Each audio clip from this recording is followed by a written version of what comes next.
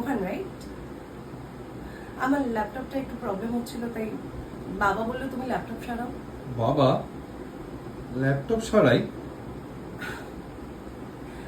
Sorry, আমি তানিয়া তানিয়া মৈত্র।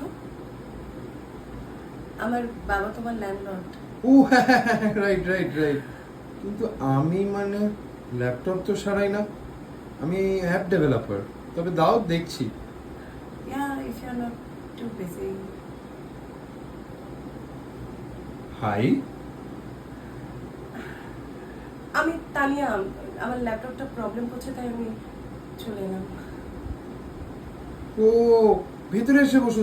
দেখছো রোহানটা এখানেই তোমাকে দাঁড় করিয়ে রেখেছে, কোনো সেন্স নেই ছেলেটার। Sure.